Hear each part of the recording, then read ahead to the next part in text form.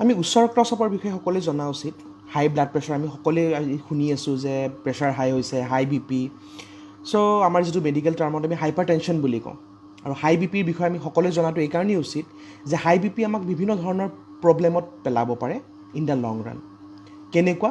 যে আমাক হাৰ্টৰ বেমাৰ হওক, আজি যদি আমি এটা সমীক্ষা চাওঁ যে হাৰ্টৰ ৰোগৰ, হাৰ্ট ফেইলিয়াৰ হওক বা হাৰ্টৰ ব্লক হওক বা হাৰ্ট এটাক হওক, ষ্ট্ৰ'ক হওক, ব্ৰেইন ষ্ট্ৰ'ক বা কিডনী ফেইলিয়াৰৰ এটা প্ৰমুখ কাৰণ হ'ল হাই বি পি। আৰু এটা ছাৰ্ভেত দেখাইছে যে ভাৰতৰ প্ৰায় 30% লোক বৰ্তমান হাই বি পিত ভুগি আছে। হাই বি পি ভয় কৰিব লগা বেমাৰ একো নহয়। আমি বস্তুটো জানিব লাগে, সজাগ হ'ব লাগে, এটা কণ্ট্ৰলত ৰাখিব লাগে। যেতিয়া আমি কণ্ট্ৰলত ৰাখিম তেতিয়া কমপ্লিকেশ্যন নহয়। এনেকুৱা নহয় যে প্ৰেছাৰ থাকিলে ষ্ট্ৰ'ক হ'ব লাগিব, তেনেকুৱা নহয়। প্ৰেছাৰ যদি কণ্ট্ৰলত থাকে আপোনাৰ একো প্ৰব্লেমেই নহয়। এইবিলাক বস্তু জানিব লাগে।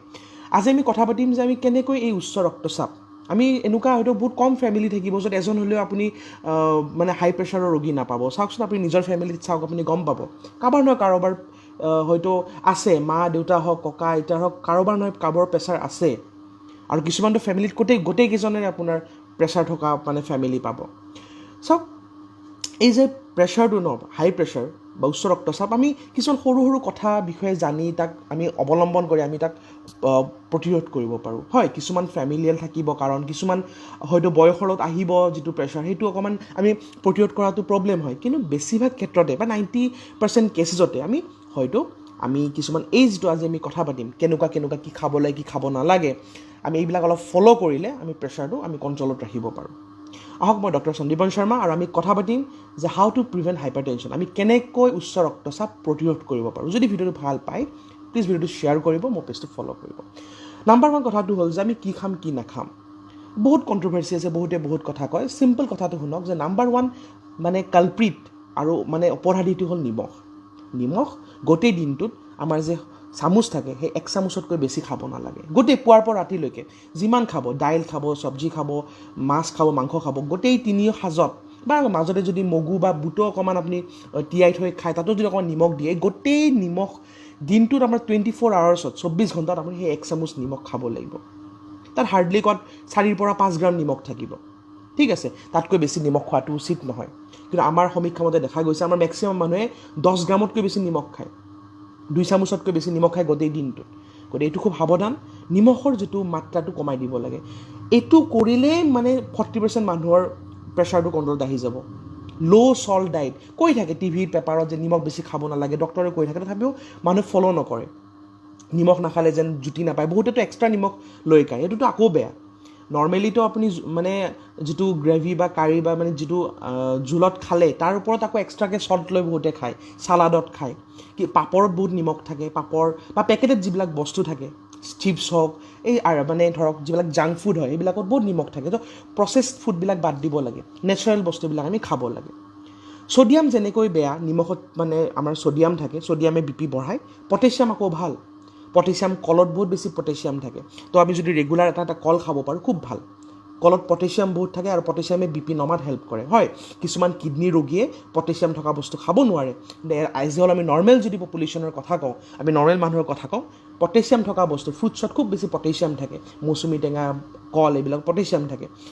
তো পটেছিয়াম থকা বস্তু খোৱাটো খুব ভাল। পটেছিয়ামে প্ৰেছাৰ নমোৱাত হেল্প কৰে। পুৱা আমি জানো যে কেঁচা নহৰু খোৱাটো সেইটো জাষ্ট কোৱা কথা নহয়, কিছুমান ইভেন ৰিচাৰ্চে দেখাইছে যে সঁচাকৈ যদি কেঁচা নহৰু খোৱা যায় বি পিটো আমি কণ্ট্ৰলত ৰাখিব পাৰোঁ। তাৰ বাহিৰে আছে যে মাংস আৰু মাছৰ ওপৰত কথা। মাছ আৰু কণী খোৱাটো একো প্ৰব্লেম নাই, লোকেল মাছ খাওক। আমি চালানী মাছ নাখাওঁ, প্ৰিজাৰ্ভেটিভ থকা নহয়, আমি লোকেল মাছ খাম, সৰু হওক ডাঙৰ হওক। মাংসৰ ভিতৰত আপুনি চৰাই মাংস খাব চেষ্টা কৰিব, চিকেন খাব, লোকেল চিকেন খাব চেষ্টা কৰিব। ব্ৰইলাৰ মাংসত চৰ্বি থাকে, চৰ্বি থাকিলে কলেষ্ট্ৰল বাঢ়িব, কলেষ্ট্ৰল বাঢ়িলে আকৌ প্ৰেছাৰ বঢ়াত মানে কলেষ্ট্ৰলে হেল্প কৰে। তো কলেষ্ট্ৰল আমি থকা বস্তু বেছি খাব নালাগে। তেনেকৈ ৰেড মিট খাব নালাগে, জন্তুৰ মাংস আমি এভইড কৰিব লাগে। লাইক আমি মাটন হওক, মানে পঠাৰ মাংস হওক বা গাহৰি মাংস, এইবিলাক এভইড কৰিব লাগে যিমান পাৰোঁ।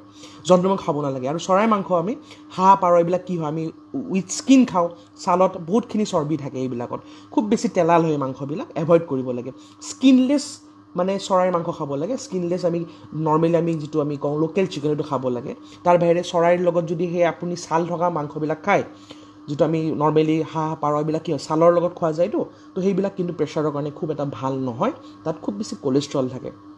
তাৰ বাহিৰে আপুনি ফ্ৰুটছ ভেজিটেবলছ বেছিকৈ খাওক এইবিলাক বস্তু যিমান খাব আপোনাৰ প্ৰেছাৰটো সিমান বেছি কণ্ট্ৰলত থাকিব আপুনি কিছুমান ভাল আমি যি কওঁ বেড কলেষ্ট্ৰল গুড কলেষ্ট্ৰল সেই যে পঠাৰ মাংস বা সেই চৰাইৰ সেই ছালত যিবিলাক চৰ্বি থাকে এইবিলাক বেড কলেষ্ট্ৰল আপুনি যদি খুব বেছি ক্ৰীম বাটাৰ ঘি এইবিলাক খাই এইবিলাক বেড কলেষ্ট্ৰল কিন্তু যদি আপুনি গুড কলেষ্ট্ৰল যায় যেনেকৈ ধৰক আপোনাৰ ওমেগা 3 ফেটি এচিড বুলি কওঁ হেল্ডি ফেটছ বুলি কওঁ এইবিলাক আলমণ্ডত পাব আখৰোটত পাব আপুনি আমাৰ সাধাৰণ যিটো বেলি ফুলৰ গুটি ৰঙালাওৰ গুটি আপুনি তৰমুজৰ গুটি এইবিলাকে বহুতে আঞ্জা বনাই খায় এইবিলাকত খুব ভাল হেৰি থাকে আপোনাৰ ফেটছ থাকে ইয়াৰ পৰা যিবিলাক চৰ্বি হয় এইবিলাক খুব ভাল হয় তো এইবিলাক খাবৰ চেষ্টা কৰিব লাগে তো এইখিনি মেইনলি কথা খোৱাৰ ওপৰত তাৰ বাহিৰে কফি যিমান পাৰে এভইড কৰিব লাগে কফিটো দেখা গৈছে কফিত যিটো কেফেইন থাকে কেফিনে আপোনাৰ প্ৰেছাৰটো বহুত বেছি বঢ়াই দিয়ে তো কফি বা কেফিন আপুনি এভইড কৰিব লাগে বহুত ধৰণৰ চকলেটতো কেফিন থাকে বহুত ধৰণৰ ক'ল্ড ড্ৰিংকছতো কেফিন থাকে এইবিলাক অলপ এভইড কৰিব লাগে বেছি খাব নালাগে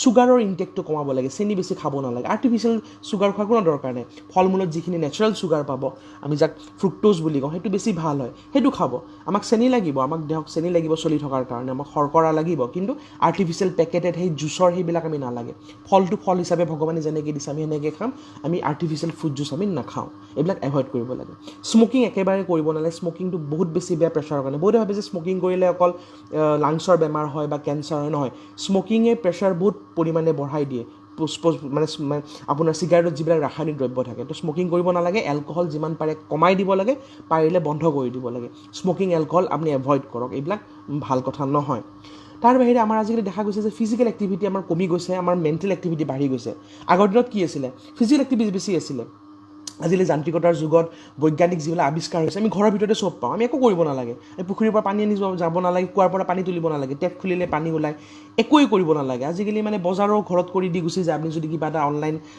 এপত আপুনি অৰ্ডাৰ কৰে মানে কোনো খোজ কাঢ়িব লগা নাই একো নাই গাড়ী মানে আৰু বাইক লৈ মানুহ ঘূৰি আছে হয়তো অফিচত বহি আছে বা ঘৰত মোবাইল আৰু লেপটপ লৈ বহি আছে যিটো খুব বেয়া এই আমি যিটো এতিয়া এলেহুৱা হৈ গৈছোঁ এইটো এটা মেইন কাৰণ সেইকাৰণে আগৰ দিনত প্ৰেছাৰ বেমাৰ সিমান নাছিলে দিনক দিনে কিয় বাঢ়ি গৈ আছে দেখিব যে এতিয়া প্ৰতি দুজনৰ এজনৰ প্ৰেছাৰ থাকিব এটা সময়ত কিন্তু এইবিলাক আমাৰ নিজৰ হেবিটৰ কাৰণে আমি ফিজিকেল শাৰীৰিক পৰিশ্ৰম একেবাৰে কমাই দিছোঁ মেণ্টেল বহুত ষ্ট্ৰেছ লৈ থাকোঁ তো আমি মেণ্টেল ষ্ট্ৰেছটো কমাই ফিজিকেল এক্টিভিটি বঢ়াওক ৰেগুলাৰ এটলিষ্ট 30 মিনিটছ এক্সাৰচাইজ কৰক ঘৰত কৰক বাহিৰত কৰক চাইকেল চলাওক সাঁতোৰক কিবা খেলক বেডমিণ্টন খেলক ক্ৰিকেট খেলক বা আপুনি জিম যাওক যেনেকুৱা ধৰণৰ এক্সাৰচাইজ নহওক কিন্তু 30 মিনিটছ এক্সাৰচাইজ আপোনালোকে কৰক সপ্তাহত 7 দিন নহ'লেও 5 দিন কৰক টোটেল 150 মিনিট এটা সপ্তাহত 5 দিন 30 মিনিটকৈ ঠিক আছে এইটো ৰেগুলাৰলি কৰক খুব দৰকাৰী এইটো অতিশয় দৰকাৰী নিজৰ ৱেইটটো বাঢ়িব নিদিব ৱেইট বাঢ়িলে দেখা গৈছে যিবিলাক মেদবহুলতাত ভোগে যিবিলাক অবেচিটি থাকে তেওঁলোকৰ প্ৰেছাৰ হোৱাৰ চান্সটো বেছি বাঢ়ি যায় তো আমি নিজৰ ৱেইটটো নিজৰ বয়স